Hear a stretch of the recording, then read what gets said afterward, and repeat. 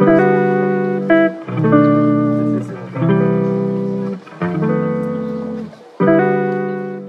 guys, welcome back to another episode of the Chronic Chronicles.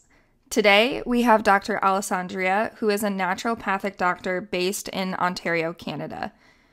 She has dedicated her career to helping individuals navigate complex chronic conditions through holistic medicine, and in this episode we'll dive into some of the most pressing women's health issues, including PMDD, PCOS, and endometriosis.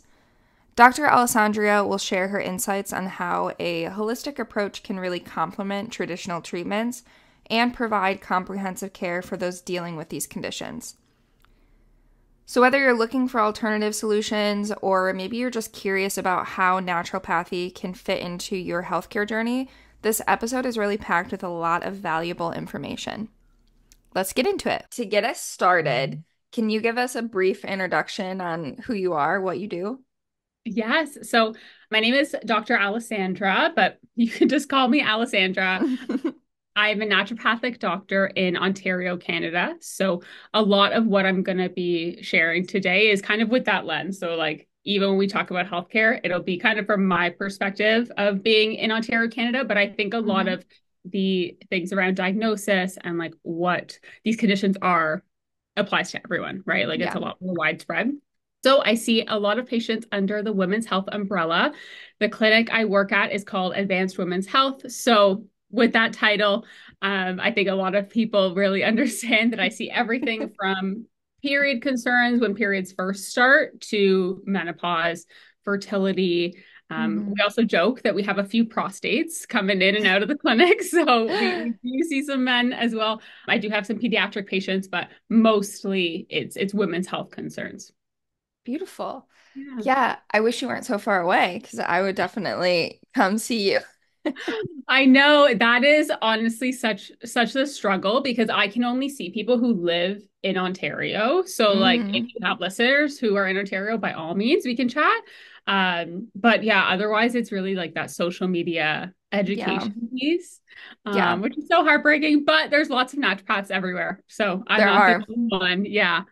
There are. I see a naturopath right now in Seattle, and I really like her. Like, yeah, we'll get more into what naturopaths do and like Definitely. why they're a little bit different. But when you set out to be a doctor, did you always like think you were going to be a naturopathic doctor, or what? How did you get here? Like, what was your route? Yeah, so it's pretty interesting. I actually didn't really have the thought until I was in my Mhm. later stages of education, but my parents always raised me with very holistic medicines. So Mhm. I know when I was younger, I would take these like herbal medicines or these like more naturopathic things, but I Yeah. never understood that this was a different type of medicine. Like I just thought it was all medicine. And then, of course, I was still using the more conventional or like allopathic side of stuff. So, Yeah. like antibiotics when I needed it and stuff like that. But it was just blended together so evenly. My parents never really made a big deal out of it.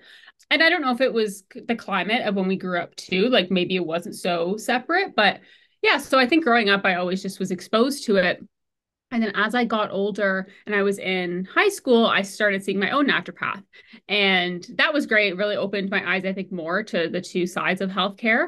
And then in university, so I have a bachelor's undergrad in kinesiology and physical education. So again, like very health, more body health, I guess, focused. And when I was trying to decide what I wanted to do after that, it really came down to do I want to go like the physiotherapy route? Do I want to do like medical doctor route? And hmm nothing clicked. I just felt like something was missing. I felt like there was nothing that encompassed everything and like that whole body care. So I started talking to my naturopath more and I realized that there was so much more she could help with compared to like what she was helping me with. So I obviously didn't get exposed to all of the health concerns that she was helping patients with. So I think that really opened my eyes to how many people we could help with this medicine. Yeah. Yeah, and then I kind of went into the education process for becoming a naturopath, and here we are. Um, yeah, I also we don't have to get like heavily into this, but I've talked about it on the podcast a couple of times. I applied to medical school and I didn't get in, but I like pretty much I guess for sure, my entire like undergrad university life. And then I did go to grad school for a master's to try to like increase my stats to go to med school. I didn't even know that naturopaths existed until literally this year, like being in Seattle. And I don't, and part of me is like, I think it had to do with I was living in Michigan prior to this in Wisconsin in like rural areas. So we just didn't have them. Like we had traditional allopathic doctors, and that's all that I was exposed to. And when I shadowed and like worked and was getting ready to go to medical school and all this stuff like that, I never even learned about naturopathic doctors. And it's kind of disappointing because I felt this like dealing with endometriosis and chronic illnesses. One of my big reasons that I wanted to go to medical school was to help people that were like similar to me.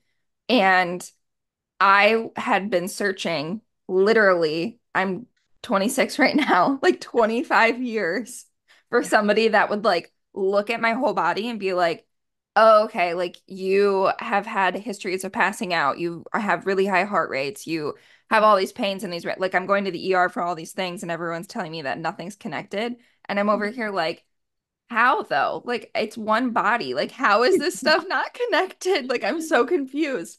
And I'm over here like in grad school I taught anatomy and physiology and I'm like these things are connected. Like this doesn't make sense that I'm going to the doctors and they're like let me send you to this specialist or the and again prefacing I'm not shit talking traditional medicine at all. Like I Yeah. definitely there's a time and a place for every specialty and like every different type of medical provider, but in my case, I was just so frustrated because I'm like, I keep getting sent to like different people and no one is like really looking at everything.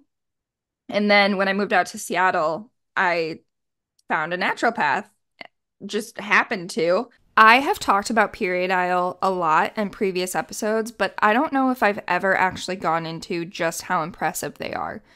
They're revolutionizing period care with their sustainable and super, super absorbent products. One of the standout features of their period underwear is just how much they can hold, up to 12 tampons worth. Yes, you heard that right.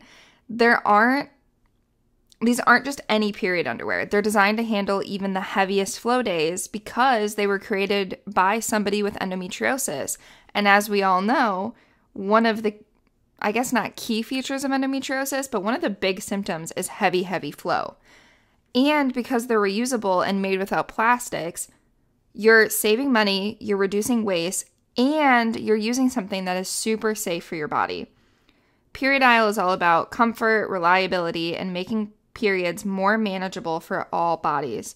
If you're looking for period products that truly have your back, check them out at periodisle.com and you can use code Chronic Chronicles for a discount. And that was the first doctor that actually was like, can you give me your whole medical history from like the start of when symptoms started? So I was like, okay, I really want to focus on my endometriosis. And she's like, give me all your medical history from when you started your period then. And we'll look at like all the times you went to the ER, everything, and figure out like what is actually endo based and if you have other conditions. Because eventually, like, my one doctor was like, okay, everything is in the endo bucket. And I'm like, I just don't think that my passing out is because of that. Like, I don't know. Oh my gosh. So Yeah, anyway, I mean, we can also get into what working with like a naturopath or working with me would yeah. look like because it is a little different each naturopath, but that is one of the benefits is like my first appointment with a patient is an hour and a half. Yeah. And people come in and when they hear that, they're like, that's so long. Like, Mhm. what are you talking about for an hour and a half? Yeah, It goes by so fast. it Sometimes I does. don't even get through everything with a patient, depending on their health history. Some people don't have as much in their health history, but when we're dealing with a more chronic condition like endo, there's Hmm. usually a lot of stuff. It's not Yeah. just periods and period pain. There's also usually a big immunological history and what's Hmm. going on cardiovascularly. Like there's so many different layers.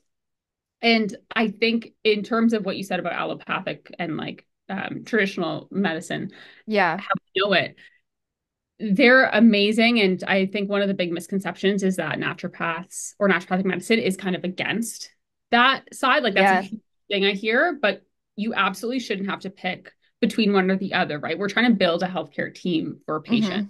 Hmm. Unfortunately, because of how backlogged the conventional medical side is, there's not enough time for doctors to go through all of the different aspects of someone's health. So that's why we have specialists. And then Hmm. my patients will be referred to like endocrinologists and all these different people, but no one is putting all the pieces together. So that ends up being a big part of what I do with patients is like, let's collect all your imaging and all of your lab work, put them together, and then I'll draw that map for you so you understand what's happening in your body. And it's not just, I have 5 different diagnoses and none of them are related. Like they're absolutely Yeah. related. Yeah. Yeah. And actually, like being explained or having somebody explain how these things could connect because for so long, like things just didn't even make sense. Like I got diagnosed with endometriosis in 2018 surgically, which was a process that I've talked about before, but not a fun process. And then in 2021, no, yeah, 2021, right before I started grad school, I it got kind of diagnosed. Like it's actually, I was told that it looks like I have PCOS, but I don't have cysts. So I was so confused because I'm like, how can I have PCOS, but I don't have cysts? Like I thought that that was like the big thing with that. Yeah. And no one really explained it. And I kind of like asked the doctor that, and she was like, well, because of like your hormones, like other things going on. And I was like, okay. But then she quite literally, again, this is not her fault. Like I've worked in healthcare. I get it. I worked as a tech, I worked as a medical assistant. I understand that the doctors have a lot of patients to get to, but I was asking her questions and she literally said, I can't answer. I have to go. Like I have other patients. And I'm like, okay. And I've had that happen to me a lot. And I'm also like, then I feel so bad because I'm like, well, I'm not trying to be annoying and like take their time, but at the same time, I'm so confused. Like you just gave me all this information and I don't know what to do with it. So then I'm forced to Google it. Not that that's a bad thing necessarily, but it's also confusing if you don't really know what you're looking for. Um, so yeah, I don't even tell people that I have PCOS actually because I'm like, I don't even know if I actually do because I never really got an explanation. Um, and she said that, put it on like my chart like that day, but then it never showed up like in my official diagnosis or anything. So I'm like, I don't even know. So Mm. basically, I told the naturopath that, and she was like, we'll check and like do testing. And Yeah. yeah. So, anyways, that I was a get little. that a lot. I get that a lot. I have a lot of patients who come in and they're like, I was told this many years ago. I Mhm. don't know if I have it. Or people have diagnoses and tell me straight up, I don't think I have this. I Yeah. looked into it myself and I don't think this is what's going on. And the best thing I can do is just validate women's experiences. Like Mhm. if there's one thing I hope people get from this podcast is that everything that you feel is not just in your head, like it's actually happening. Yeah. So that's the biggest piece that I want patients to leave with is as much information and education as I can give you, the better. And then we'll try to figure out if that's not the right diagnosis for you, like how do they get to that point? How can we find a better one? Or just confirming like what happened with you. Is this actually PCOS or is it not? So then you know, Yeah. and it can help guide treatment as well. Yeah, exactly. Like that stuff is super helpful. And that I love that you said that too about like validating women's experiences because I mean, as you probably know, like seeing so many people with endometriosis, you are unvalidated? I don't know, invalidated Yeah, invalid. for so long that it really, at least I know for me, for sure, it got to the point where I was like, this really might all be in my head. Like for a minute there, not even being dramatic, I thought I might be schizophrenic because I'm like, are people like, am I actually imagining all this? Like, am I actually telling my brain that I'm in pain, enough pain for me to be crawling on the ground? And if that's the case, then I actually need psychiatric help. Like this doesn't make sense. And it did get to the point, like, because at that point I was also like 19, 20, like I'm young. I don't know. So I'm like, maybe I am quote unquote crazy because I am if I'm somehow making my body feel that way. Um, so yeah, validating what's going on can be so life-changing for a patient Yeah. for sure. Yeah. Yeah. It comes from our own gaslighting, like you said. We Hmm. start to think, is this actually happening to us? Hmm. But and I know we already put the disclaimer, we're obviously not against conventional medicine, but it happens so often that I have patients come in and tell me things that they've been told from their medical Hmm. practitioners, their medical doctors. That is so damaging, especially in women's health. Honestly, like I do see primarily women as patients, but I hear it on a weekly basis that someone's been told something that is in that realm of gaslighting and that their symptoms aren't real. Or yeah, it's hard for patients to hear that because then they lose trust in their physician, they lose trust in their body, and then you Hmm. lose trust in the healthcare system. Like you Hmm. think that you're never gonna get better. Yeah, it's super damaging. And then it can lead to like, for me, I went through 2 years of just not going to the doctors because I was like literally burnt out on it. Like, I'm like, I can't, because every time I was, well, one, I was going to a shit ton of appointments, and I didn't feel like I had the capacity to be doing them. Like, I was doing like physical therapy and blood work and da da da, da, which was good, but it was just like too much. I wasn't ready to do all of those things. And then the other thing was every time I would go to my appointments, I was fighting with like Mhm. this my experience. I feel bad, but like this doctor is not practicing anymore. So like this Yeah. isn't everybody's experience, but it was so bad to the point that like every time I would go, her and I were literally arguing. And I'm like, I can't do this every single time. She would tell me crazy things like I need to get a hysterectomy at 20 years old because I will never get into medical school with how much pain I'm in. And then I'm like, okay, like this is ridiculous. And she was like, you have to go on anxiety medication or I'm not going to treat you anymore. And I'm like, okay, cool. And it was just a lot of, but anyways, we don't have Yeah. to get super into that. Oh, So yeah, I could talk about that all day. That makes me have a physical reaction. I know, Ugh. same. And the sad thing is that I hear other people say similar things, and I'm like, that's sad because it's not a fun experience to have. But okay, I'm gonna transition into something else. So I want to know like what inspired you to be a naturopathic doctor in general. Like, do you and work in endometriosis? Um, do you have endometriosis yourself, or do you have like chronic conditions? Yeah, so I myself don't have endometriosis. I have family and people around me who have struggled with endometriosis.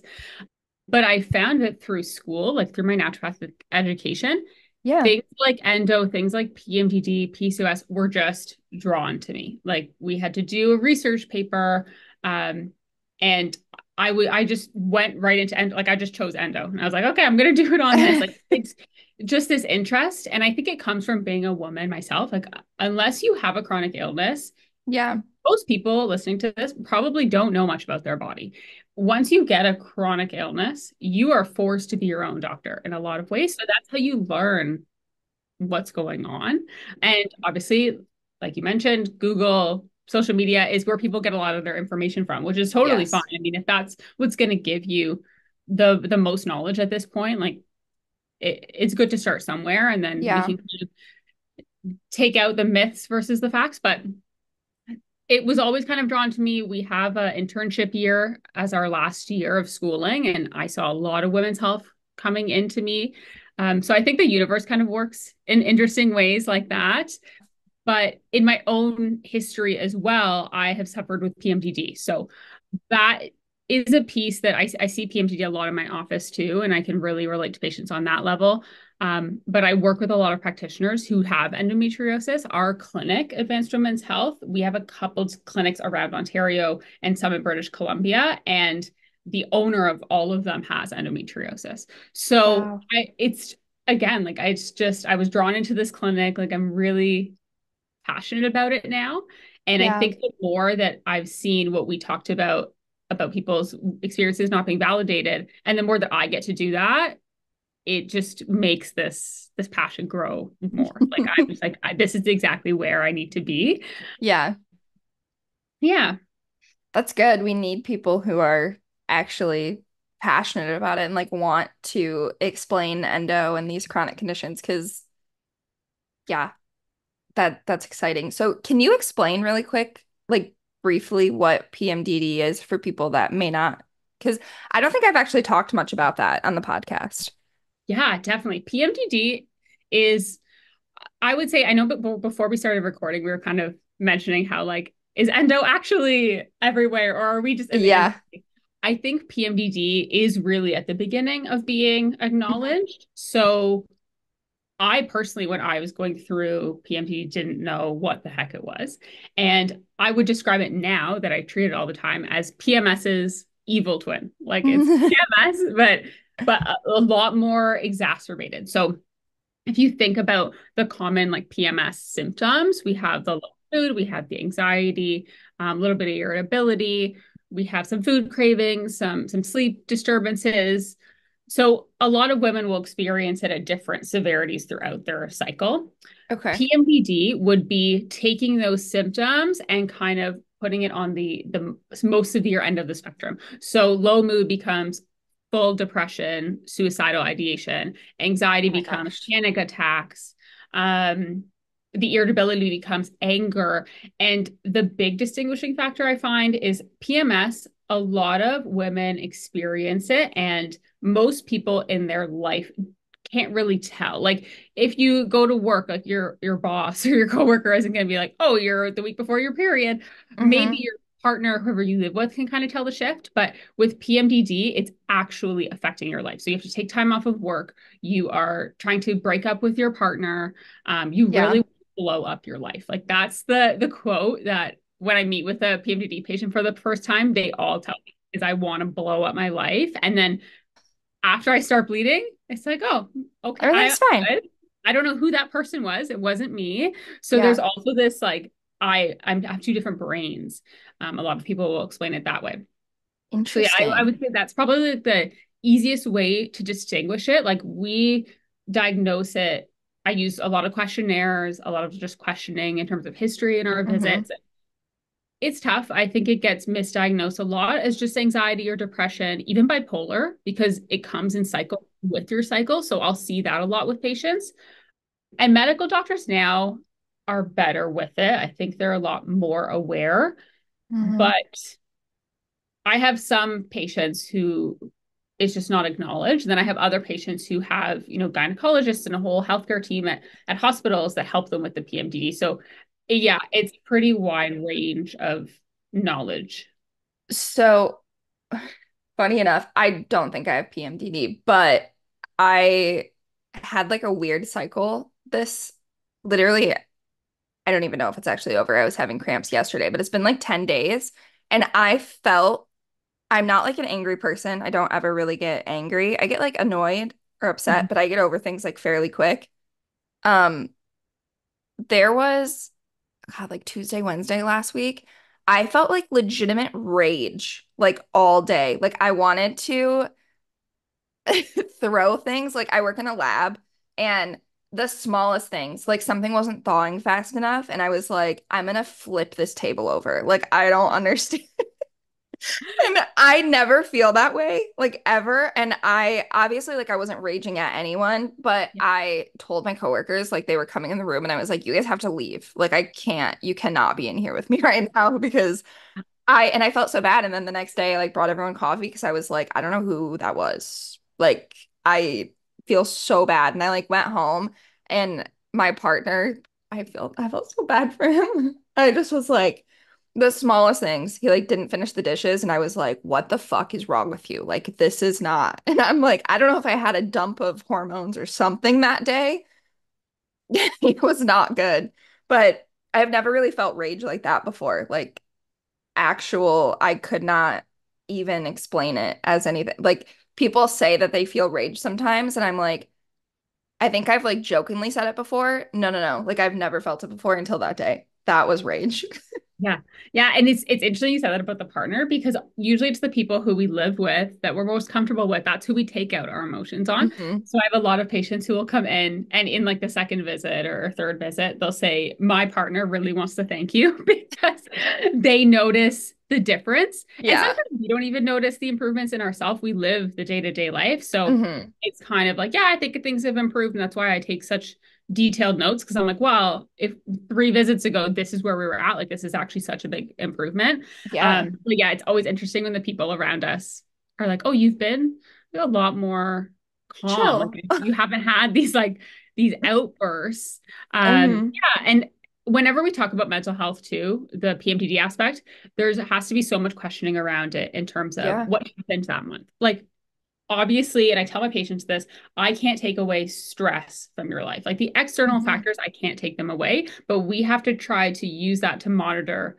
Okay, did something specific happen that maybe triggered a worse month in terms of mood stuff? Or Yeah. is it something that just happens before every cycle and we can kind of track it that way? Do we have ongoing stuff too? Like, do we have anxiety, depression throughout the month and then it gets worse Hmm. before PMS? Because then maybe that's not PMDD, maybe that's just like a worsening of symptoms because we have hormonal changes. So there's a Yeah. lot of nuances that go into the diagnosing and like treatment of a PMDD. Gotcha.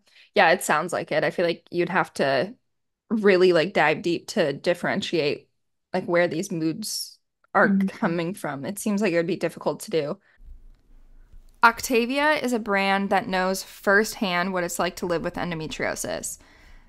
This brand was founded by somebody who's been there. Octavia focuses on natural, science backed solutions for managing symptoms. One of their standout products is the Ease Please suppositories. These little powerhouses are made with 150 milligrams of broad spectrum CBD and organic ingredients. They're crafted to provide relief where it's needed most, and they work by helping to ease inflammation, relax tense muscles, and boost circulation, all without harsh chemicals or fragrances that you just don't need. If you're looking for natural ways to support your body during these really high pain days, Octavia's Ease Please suppositories are seriously worth trying. Visit heyoctavia.com and use code Chronicles for a discount. What are some challenges in diagnosing conditions like you mostly focus on endometriosis, right? Yeah. Yeah, I would Yeah. say endo is definitely the biggest one. At our clinic, I tend to be the PMDD person. Like now I just Hmm. find that PMDD is just kind of referred to me, which I love, but I'm super comfortable seeing endo. And honestly, at this point, any of those, like the big three, like the endo, PMDD, PCOS, I get so excited when people come in to see me for it. And I tell them that, and I like to keep appointments lighthearted when they Hmm. can be, and then very serious at other times too. Yeah. But I tell them I love this because you don't know how good you can feel.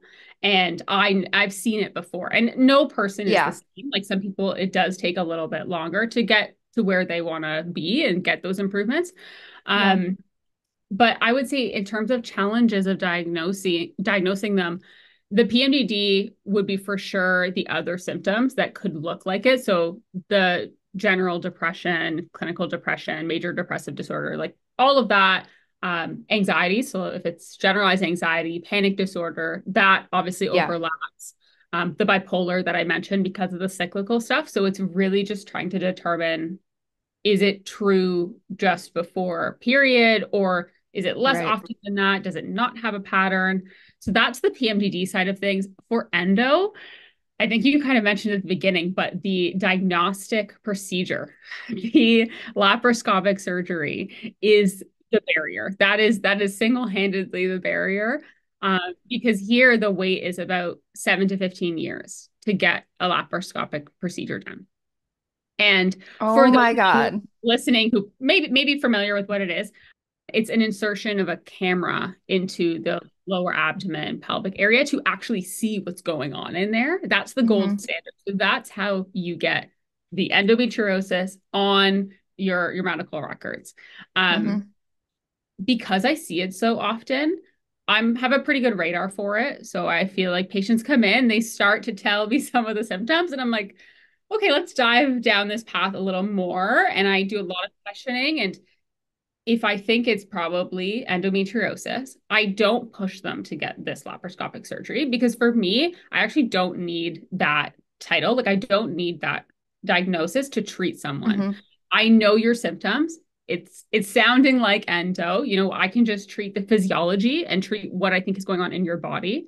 And that's kind of enough. But that is a big barrier. So a lot of people and their healthcare teams are waiting for this diagnosis to establish next steps, and then it just leaves women suffering with pain for so long, just waiting and waiting. And it's obviously very invasive. Like, it's not a fun No, procedure. the recovery is not. Um, Ironically, my doctor said the recovery would be like, she said something crazy, like 2 to 4 days or something.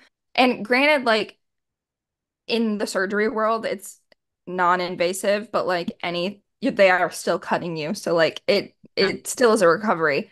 Uh, it took me about a week to really be able to like get up and down by myself, and especially like the stairs were hard because there was just a lot of pain. And I didn't even know that an excision surgery existed at that point. So I had an ablation because that Mhm. was all that was offered to me. Yeah. Yeah, and when you already have like endometrial lesions and this Hmm. tissue there, and then you're doing a surgery that's causing more trauma to the area, it Hmm. makes sense that the pain is going to increase, inflammation is going to increase. Any Hmm. sort of surgery is a trauma to the body, right? It's a helpful Yeah. trauma if we want to diagnose something, but it's still affecting our nervous system, it's affecting our immune system. So Yeah. yeah, that's the big one with that. And then for like the PCOS, I actually find that one doesn't have as much barriers to diagnosing. I find the opposite. So at least here, it's an overdiagnosis of Oh, PCOS. yeah. So because of the name polycystic ovarian syndrome, I find as soon as someone has cysts, as soon as it's an ultrasound showing cysts around the ovaries, it's, oh, you have PCOS. I've had just ultrasound technicians tell patients, oh, you probably have PCOS. And I'm like, this is this is not in your scope.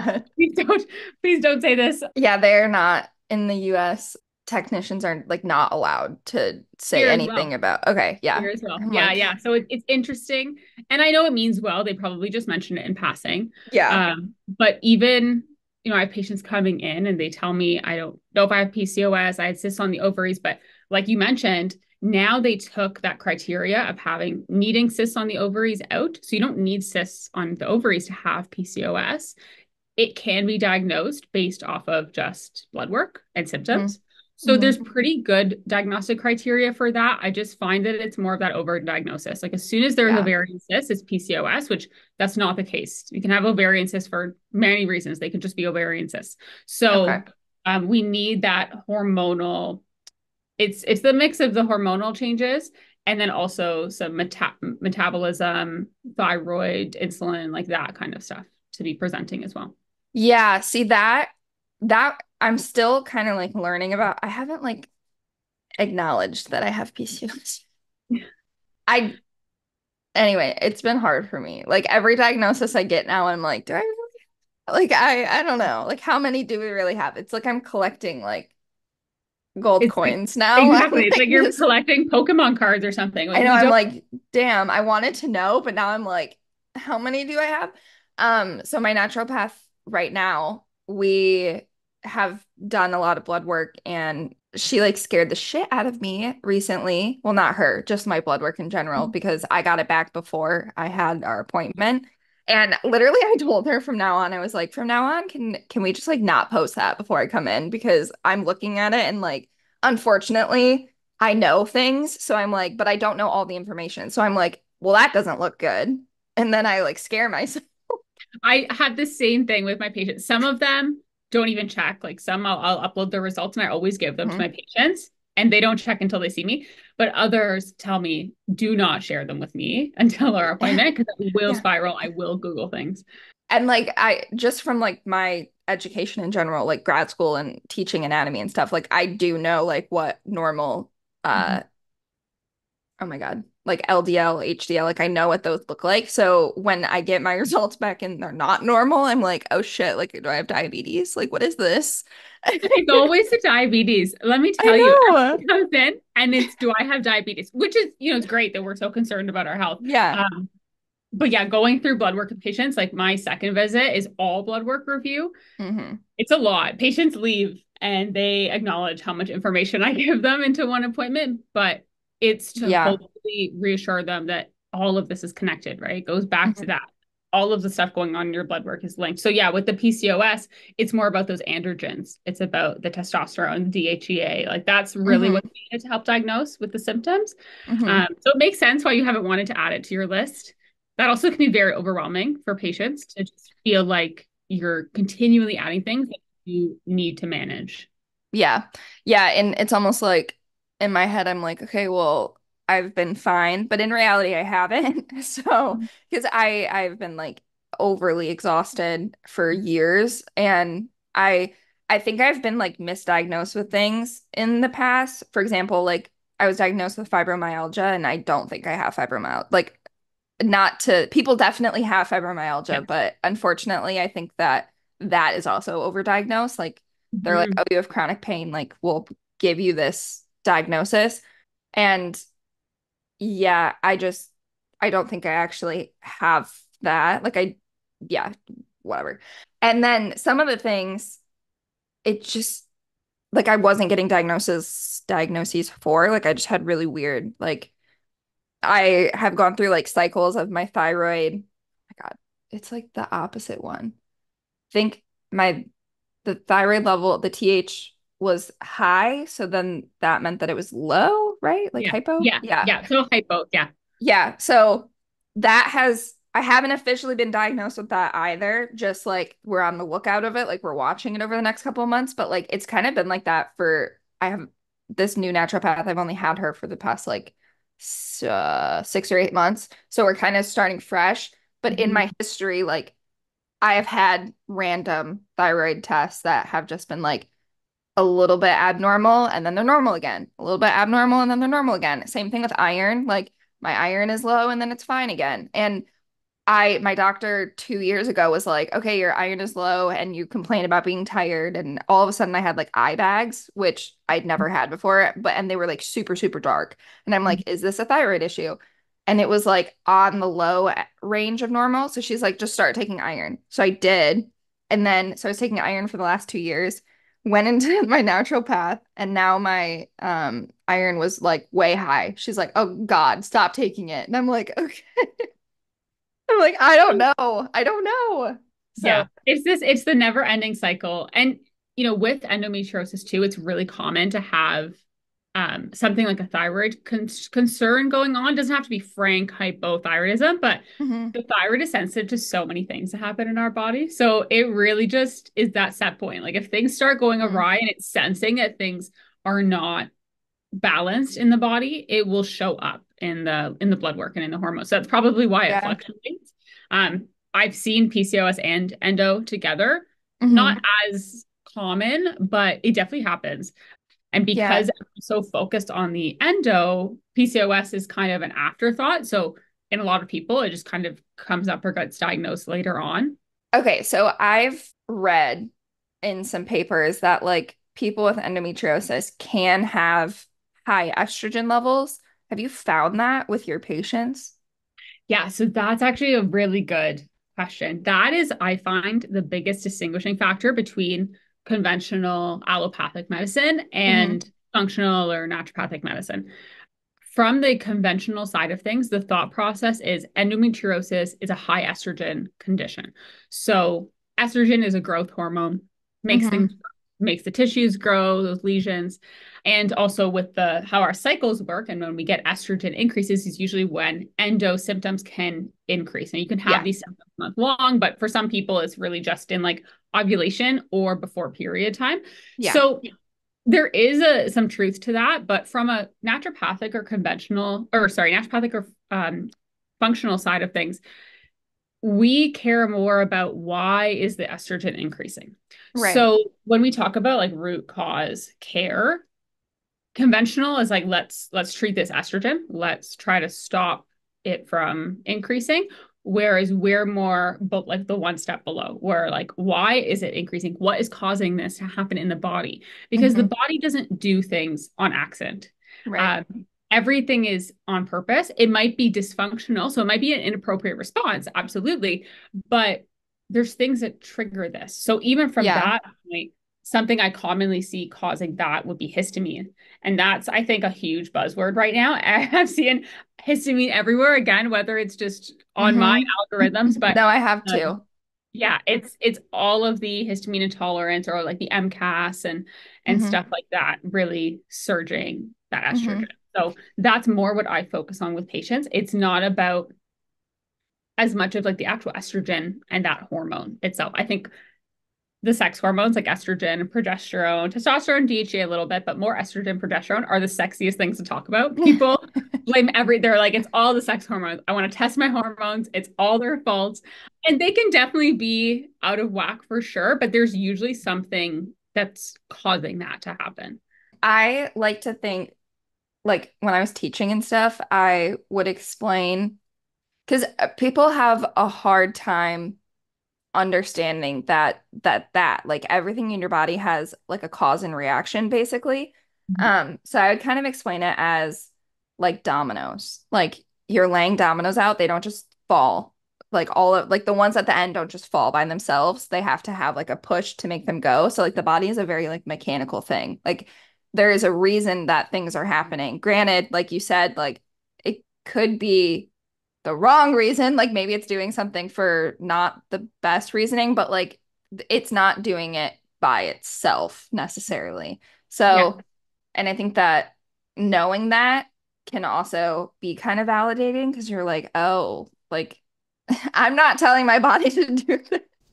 Did you know that most probiotics on the market don't actually do anything for you? Because if you have to keep a probiotic in the fridge, then it's not going to survive the acidity of your stomach. Muji is all about supporting health from the inside out with their colostrum supplement, and what makes Muji special is that it's packed with a comprehensive range of bioactive nutrients, including immunoglobulins, growth factors, vitamins, minerals, and prebiotics, all working together to support your gut health, immunity, recovery, and overall wellness.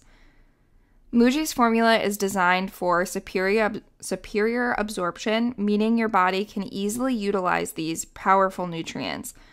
Plus, they prioritize quality with rigorous testing for over 500 pesticides and heavy metals. Another thing that I really like is that Muji is clean and natural. It doesn't have added sugars or artificial ingredients. So if you're looking to elevate your healthcare routine with a supplement that you really can trust, you can check out Muji at Get Muji. That's Get MOOGI.com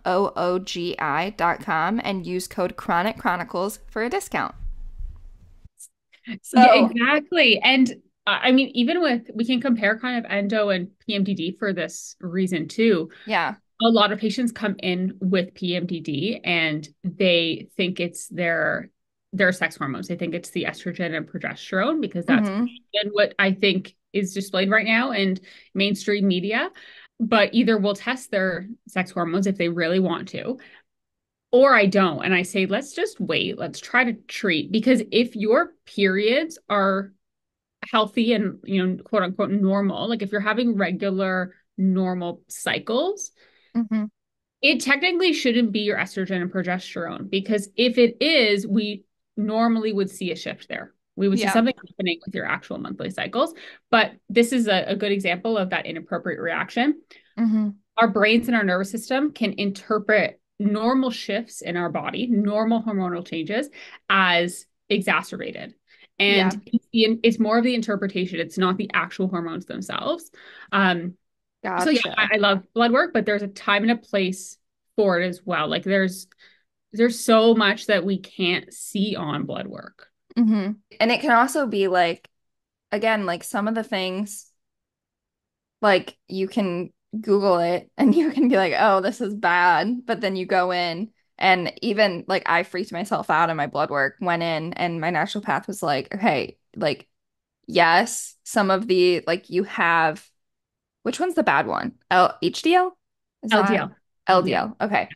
HDL is the good one then. Mhm.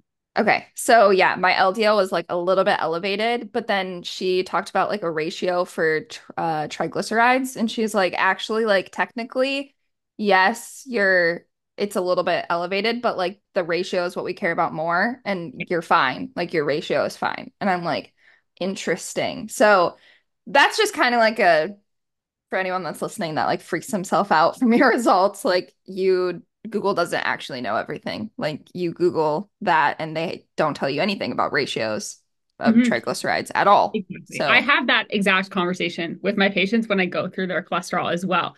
mhm. There's going to be things that come up as bolded and obviously flagged, depending on how severe Yeah. the number is or how high the number is or how low, then it tells us something. But we have to look at it as a whole. Again, like Yeah. everything comes back to that pattern, right? We have to look at it in respect to other values, what could be causing these things. So, yeah, I'm really happy that your naturopath mentioned that to you because it's so true. We have to look at the ratios and like the whole picture. Yeah, me too. Because I looked at that and I was like, oh my God, I'm gonna have diabetes. And that's like honestly probably one of my biggest fears because I hate needles and the fact that you have to deal with needles. So forget, well, also like diabetes is dangerous, but like there's more reasons than that. But Yeah. needles are like, I've been afraid of diabetes since I was like a kid because I'm like, you have to poke yourself all the time. I'm like, I can't do that. So, that's how my mom would like talk me out of having desserts when I was a kid. She would be like, too many sweets. And I'm like, oh my God, okay. That's where the fear Anyways, came from. probably that is Yeah. probably where the fear came from. Uh, okay, couple more questions for you. Well, actually, I mean, I can ask you more questions, but we have a few minutes left tonight. Are there things that you want to talk about that you want people to hear about? Oh, I feel like there's so much truly under women's health. I think again, if there was one message that I would love people to take from this Mm-hmm. is what we started with. Yeah. Your feelings and everything that you're experiencing is valid. All the pain sensations or whatever sensations you're feeling in your body are happening. You're Mm-hmm. perceiving them, and you shouldn't be told that they're not real.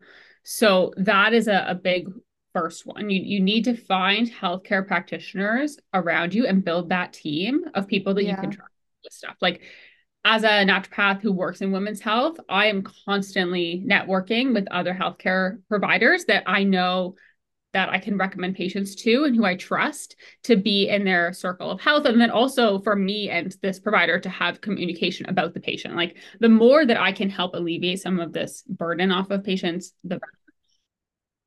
And then the other thing I would say would be a lot more general, but the things like period pain and things like being so emotionally distraught before your period, Mm-hmm. those things are not normal. Having pain with intercourse is not normal. Like they've become so normalized. And I'm happy that we're talking about it, absolutely. But I also get a lot of people that I just hear in my life as I'm living life saying that, oh, I just have really bad period cramps, or I have pain when I have sex with my partner, Mm-hmm. all of these things. And it's just, oh, that's part of being a woman. Mm-hmm. Being a woman is not a diagnosis. That is Mm-hmm. not, Mm-hmm. you need to seek help for these things if they're at the point that they're affecting your life. There's absolutely stuff that can be done to make this better. Yeah, I've said this before, but I genuinely did not know that PCMS was a or wait, what did I just say? Oh my gosh. I love it. PMS? That's a new condition. That's a Yeah. new condition. PMS, I didn't know that PMS was like an actual condition. until recently, which is like embarrassing because I'm a 26-year-old woman and I'm like, how did I not know? Because people just say it like it's normal. People are like, "Oh, I'm PMSing," or like when you're in high school or middle school, somehow boys hear about PMS and they're like they make fun of you for it. They're like, "Oh, like she's gonna start her period. She's PMSing." Like Yeah. I remember growing up, I thought that was like a bad word because that's like the way that people would say it. And now as an adult, like I literally just found out recently that PMS is a real thing and it's not like not everybody experiences that. Like that's not. And it's not PMS and PMDD are not just emotions before your period. Yeah. Yeah. Interesting. But Yeah. I have like a exactly. quote that I'll tell patients, and it's that these things are not normal, but they're common. Hmm. So they're not normal in the sense that there's something causing it, but they're very common. So don't be alarmed. Like it's Yeah. nothing emergent, but I would want to investigate it further. Like I have patients who come in for a concern not related to this, and then as we go through their health history, they start talking about their periods, and I'm like, is this something you want me to focus on as well? Because I Hmm. want to fix this for you. Like I want to make this better. And it's like this light bulb goes off that they didn't realize that this could be helped. So they just assumed that they had to live with it so much to the point that they didn't even bring it up in our visit. Like, Oh, yeah, yeah. Yeah, I definitely have found myself doing that before too. Like I go off on a tangent talking about something that like I didn't even mean to talk about, like with my doctor, and she's like, "That's concerning." And I'm like, "Oh, I didn't know that." Like, that's great. Okay, last question for you. This is kind of a loaded question. So answer it however you want to, in depth or summarize. But what questions should patients be asking their healthcare providers to kind of make sure that they're receiving like comprehensive care? yeah, yeah. That's definitely a big one. Yeah. I would say I know that we discussed not having a lot of time in Hmm. visits. So that is a barrier in context to what I'm about to say. But the more questions you can ask about the diagnoses that you're given, the better. So if you get something like endometriosis, it's what symptoms do I have that led you down that path? Hmm. What other symptoms are common? Are there things that I didn't mention that are Hmm. tied with endometriosis that I should be looking out for, or things that maybe I didn't bring up to you, but Yeah. are very much related to this concern? What does the diagnostic process look like? So is there the laparoscopic surgery? Is there blood work? Like what else is involved in this? And then what does that long-term care look like? So Hmm. I think those are the biggest questions to give you an overall comprehensive view from what's true and then those myths that you can Google afterwards. So you're getting that concrete information from your doctor, and then you can go on and do separate research, but at least you have the framework of, okay, I know this is what is actually true from a medical standpoint, Hmm. and you're not getting conflicting stuff there.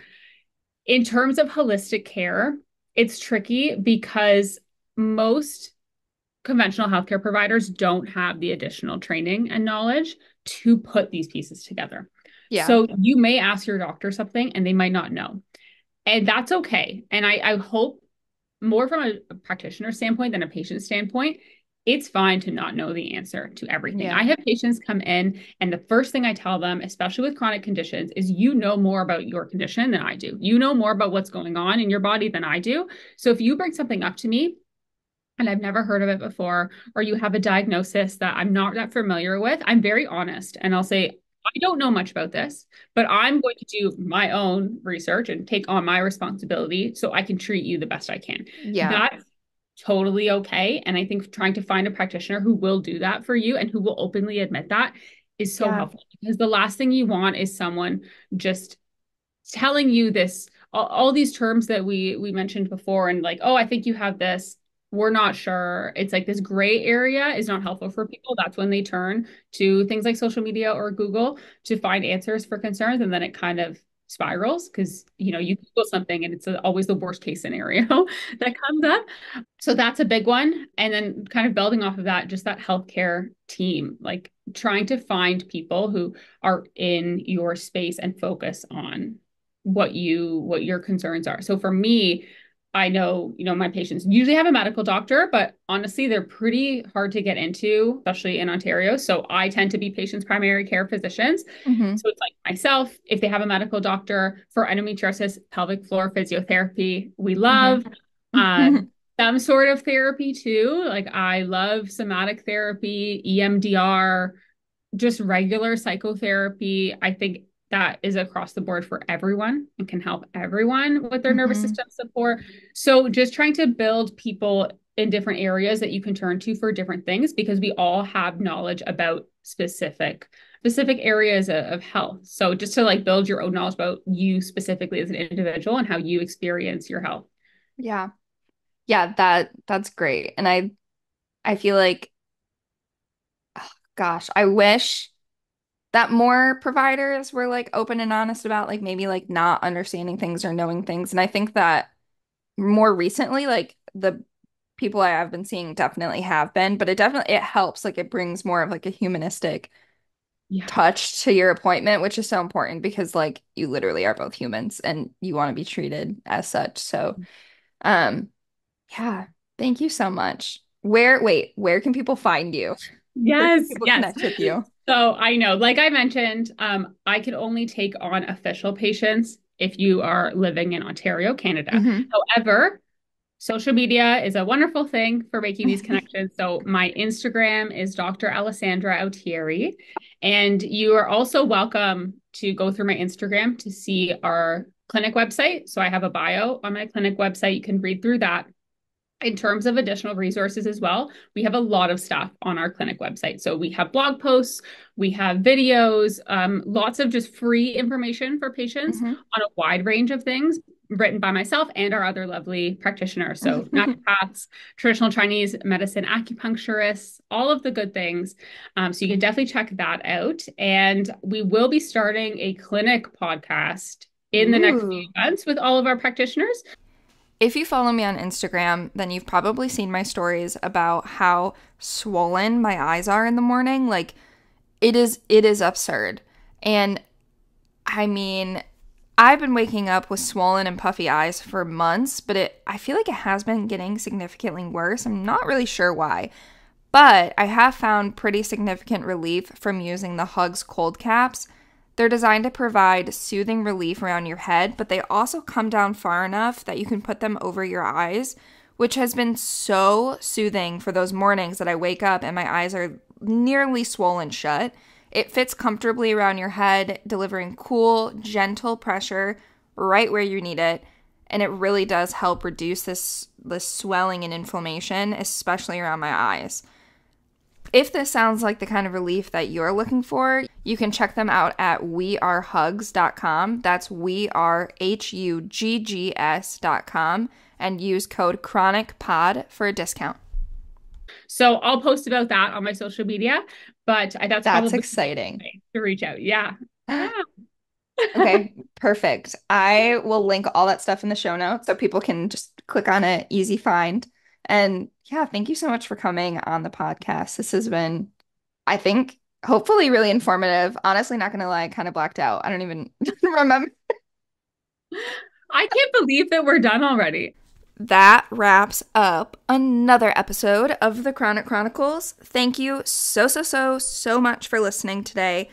I love you all, and I'm so happy to be with you for a whole nother episode.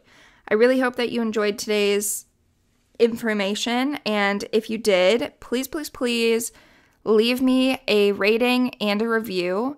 You can also follow the podcast on wherever you're listening, so that way when I do put out new episodes, you'll get a notification that there is a new episode. That way you never miss anything. But your ratings and your reviews really do mean the world to me. They help us grow our little community and reach people that really want this information and could benefit from it. So thank you so much for listening. And until next week, stay safe, stay healthy, and try to go for a little vitamin D outdoor walk. Okay, I will talk to you soon.